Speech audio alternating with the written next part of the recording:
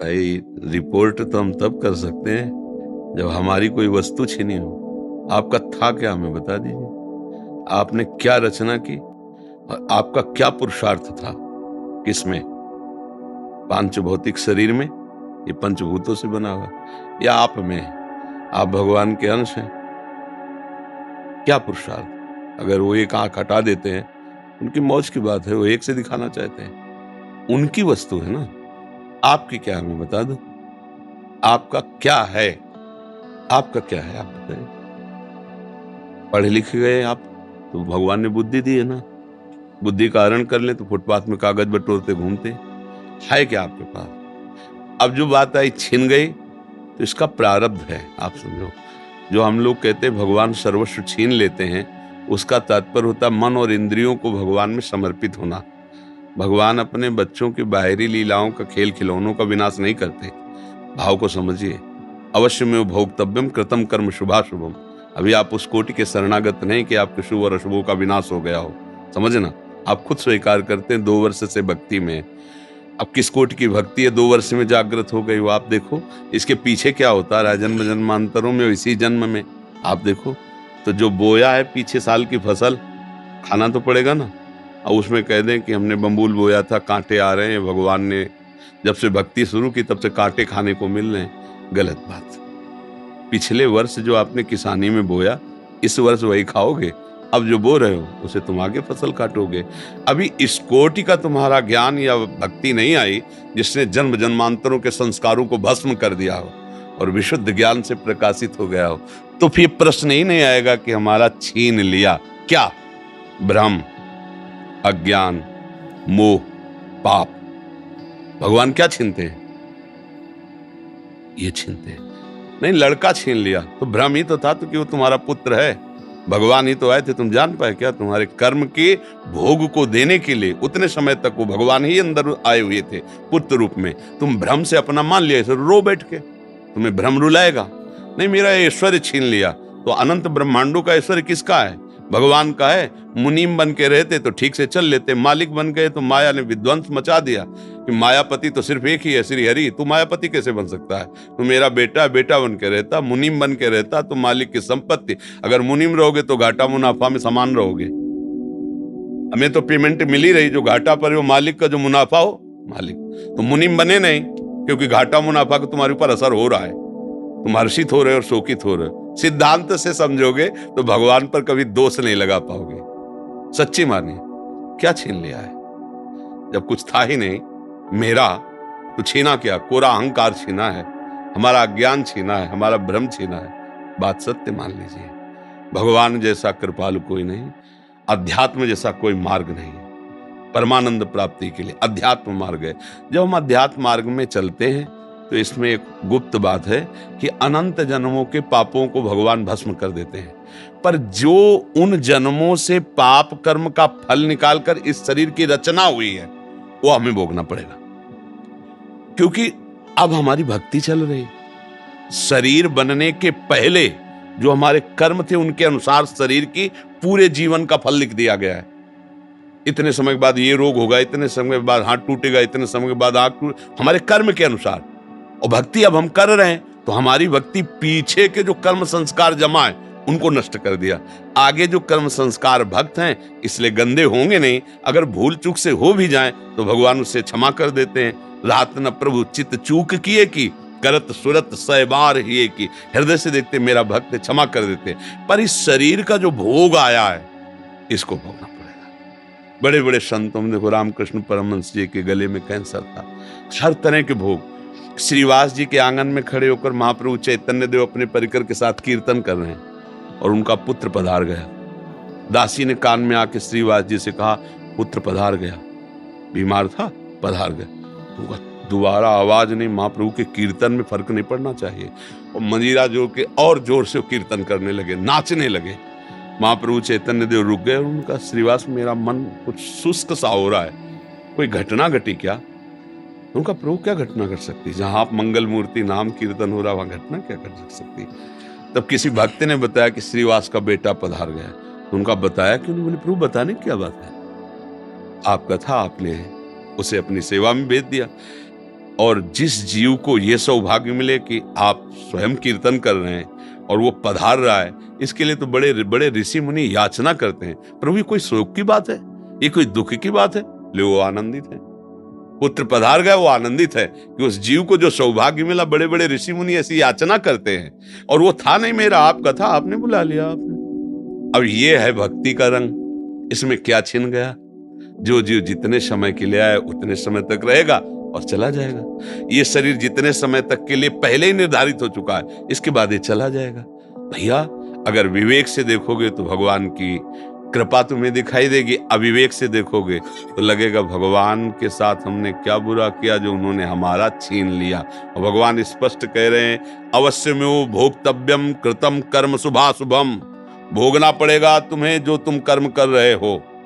एक उपाय है, ऐसी शरणागति प्राप्त करो कि अहम भी समर्पित हो जाए, तो सब भस्म हो जाएगा। अभी उसमें प्रवेश ही नहीं हुआ है, उस शरणागति में तो प्रवेश ही नहीं हुआ। जिसे शुद्ध परमार्थ कहते हैं उसका ककारा भी नहीं आता है, तो वो बात तो बनी नहीं। तो इसलिए बात को अंदर से हटाओ कि भगवान छीन लिए, भगवान कृपा कर रहे हैं, सच्ची मानो।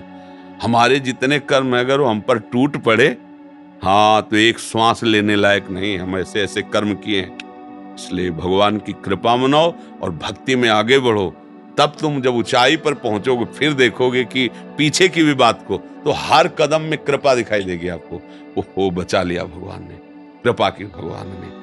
अगर हमारे अनुकूल परिवार मिलता, अनुकूल संपत्ति मिलती, तो भोगों में फंस जाता, कभी इस आनंद को प्राप्त। कितने कृपालु भगवान, आपने मुझे वो दिया ही नहीं जिसमें फंसा जाता है, मुझे दिया ही नहीं। बड़े कृपालु, आपकी जय। ऐसे मनाते अभी राग है भोगों में, परिवार में, संसार में, तो हमें लगता है कि भगवान बहुत बुरा करने वाले हैं। एक ऐसे हैं कि जो उनकी ज्यादा आरती पूजा करता है उसी की वो धुल देते हैं, उसी को पिटवा देते हैं, उसी को कष्ट। ऐसा नहीं, वो जो दिखाई आपको दे रहा है वो इसलिए दे रहा है कि अब आखिरी है, अनंत जन्मों का हिसाब इसी जन्म में हो के खत्म खेल, अब हमें प्रभु के पास जाना है।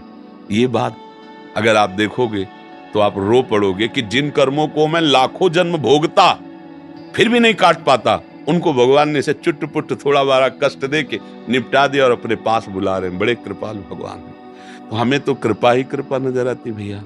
भगवान पर दोष करने का तो हमें कभी समझे में नहीं आया।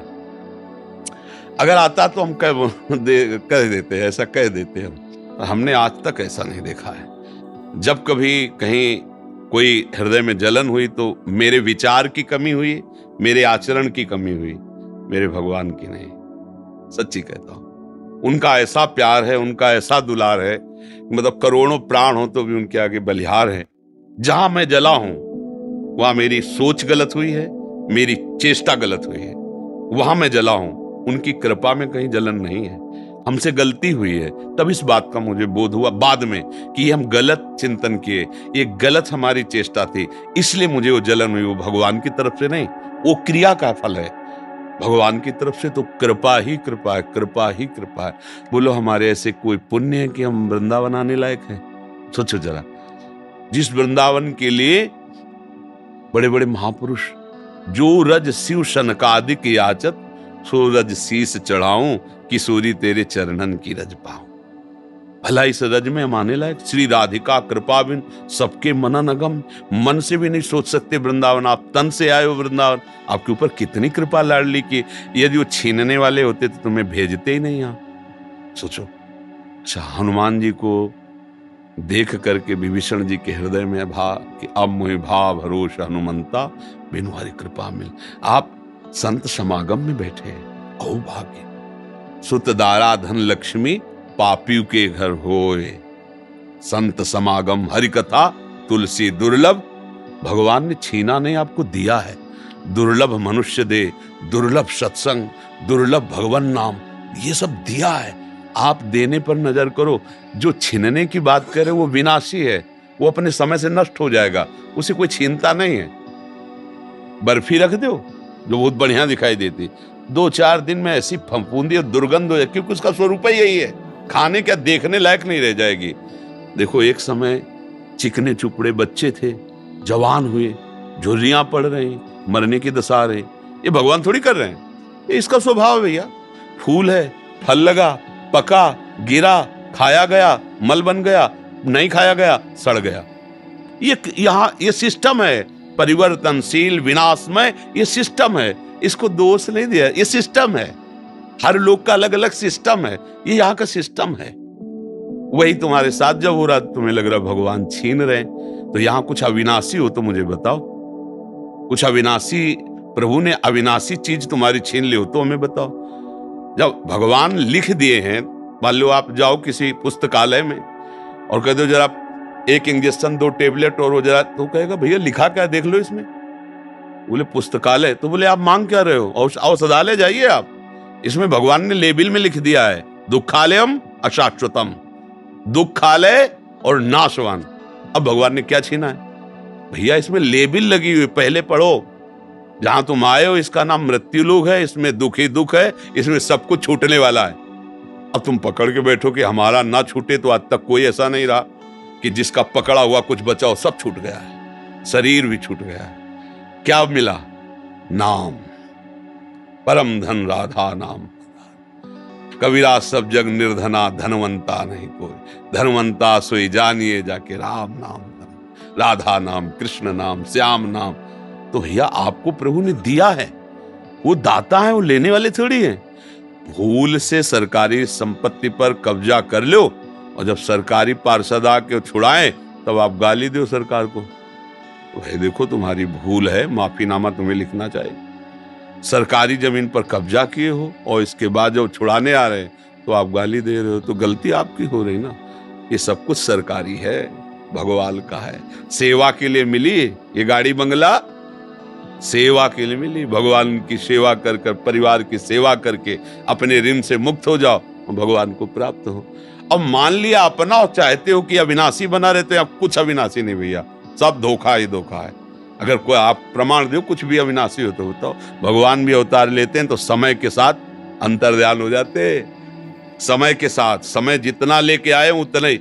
जब भगवान नहीं ज्यादा रुके समय के आगे प्रगट अवतार में, तो हम तुम कैसे आशा करेंगे भैया जरा हमें संजीवनी मूर्ति चटा देना कि हम थोड़ा नहीं। जितनी आयु है, छठी राव के अंक जो विधना ने लिख दिए, छठी राव के अंक, राई घटे न तिल बढ़े, रहुरे जीव निशंक। यहाँ जो होला है वही होगा। तुम राधा राधा जपो, धर्म से चलो, जो साथ है उनको लेके चलो, जो छूटते जाए जय श्री राधे, आगे बढ़ो। ये महाप्रस्थान लीला है। अगर यहाँ पकड़ के बैठे हमारा लड़का, हमारी पत्नी, हमारी संपत्ति, हमारा शरीर, हम विद्वान, हम धनी, तो बाद में रोने के सिवा हाथ कुछ नहीं लगेगा, क्योंकि ये सब तुम्हारा ना था, ना है, न रहेगा। पक्का किसी का लिए ऐसा होगा। शुद्ध बात समझ लोगे ना तो आनंदित हो जाओगे। और नाटकबाजी से इसका हल होना नहीं है। नाटक में नाटक क्या, गंदी नाली के पानी से हाथ धोगे तो पवित्र थोड़ी हो जाएंगे। माया का नाटक चल रहा है। मैं और मोर तोर तय माया, एकमात्र भगवान है, दूसरा कुछ नहीं। माया ही सब कुछ ऐसा दूसरा दिखा रही। भजन करो, माया का नाश होगा तो आप खुद समझ जाओगे कोई नहीं। आप सत्य स्वरूप भगवत स्वरूप हैं। आप कोई मनुष्य नहीं हैं, आप कोई जीव जंतु नहीं है, आप भगवान के अंश अर्थात भगवत स्वरूप हैं आप। बस यही तो भूल गए, और यही याद आ जाए तो अभी मस्त हो जाओगे, अभी आनंद आ जाएगा। कोई था नहीं, कोई है नहीं, कोई रहेगा नहीं। एक ही था, एक ही है, एक ही रहेगा। बात पकड़ लीजिए। दूसरा तुमने जो माना है वो तुम्हारा भ्रम है, इसलिए तुम्हें रोना पड़ेगा, भयभीत होना पड़ेगा, दुखी होना पड़ेगा। यही तो हो रहा है ना।